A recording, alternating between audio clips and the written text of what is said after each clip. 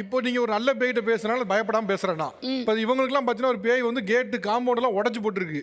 அப்போ வந்து அவங்களுக்குலாம் அது பேய் இல்லை, அவங்களுக்குலாம் நிறைய பில்லி சூனியம் வச்சிருக்காங்க. அவங்க பேசுறதே நோட் பண்ணிட்டேன்.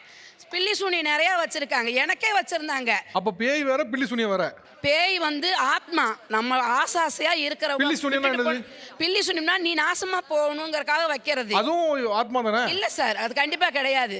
இல்லம்மா, இப்போ நீங்க உங்களோட கதையை சொல்லும்போது யாருக்கும் புரியாது. நான் என்ன நினைக்கிறேன்னா, நீங்க வந்து அதுக்கு எங்களுக்கு புரியுற மாதிரி நீ சொன்னா எனக்கு புரியும். எனக்கு புரிய மாட்டேங்குது நீங்க இதை பேசுறது. விட உங்களுக்கு எப்படி நான் புரிய வைக்கிறது இப்போ இல்லம்மா, சொல்லுங்க. இப்போ அவங்களுக்கே ஒரு புரியல நிமிஷம், இந்த இப்போ பேய்களுக்கு எது பிடிக்கும் எது பிடிக்காது? பேய் வரதை எந்த அறிவியல் வச்சு கண்டுபிடிக்கலாம் அதை சொல்லுங்க. பேய்க்கு எதுவுமே பிடிக்காது சார், சாப்பிட்றது ஒண்ணு மட்டும் தான் பிடிக்கும்.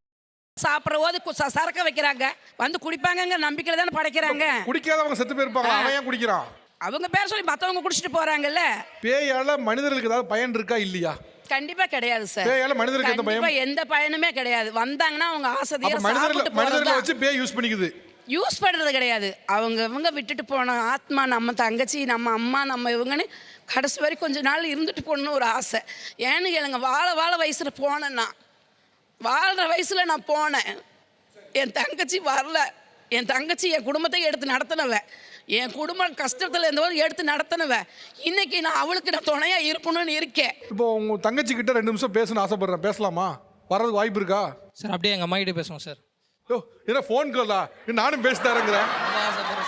உங்க அம்மாட்ட நான் ஏன்பா பேசணும்? நான் பழனியில பிறந்தேன். உங்க அம்மா எந்த ஊர்ல பிறந்தாங்கன்னு எனக்கு எப்படி தெரியும்? நான் வந்து ஆசைப்படுறேன் சார், எங்கள் அம்மா என்கிட்ட வரணும், என்கிட்ட பேசணும். நான் எல்லாமே கெஞ்சிட்டு இருக்கேன். எனக்கு ஏன் வரலன்னு ஒரு கேள்வி இருக்குது சார். அவங்க சொல்கிறாங்க சார், அவங்க என்ன கேட்க போகிறாங்க, சாப்பிட்றதுக்கு என்ன கேட்பாங்களோ அதை வச்சு நம்ம பண்ணிட்டு போகணும். இல்லைம்மா, உன் அம்மாவை எப்படி பாத்துக்கிட்ட? எங்கள் அம்மாவை நல்லாவே பார்த்துக்கிட்டோம். எங்கள் அம்மா தான் நீங்க எங்கிட்ட சொல்ற விஷயம் நான் உங்ககிட்ட சொல்ற விஷயம் உண்மை கிடையாது. ஆமா, அப்படி நீங்க பாரு, இவ்வளவு நேரம் பேய் நீங்க சொன்னதை நான் நம்பணும், அவர் சொன்னா நீங்க நம்ப மாட்டீங்களா? இல்ல, அவங்க அம்மாட்ட பேசணும்னு சொன்னா நான் எப்படி சார் போய் அவங்க அம்மாட்ட பேச முடியும்? ஒரு நிமிஷம், இல்ல ஒரே நிமிஷம் இல்ல தம்பி, நான் மைக் தரேன்.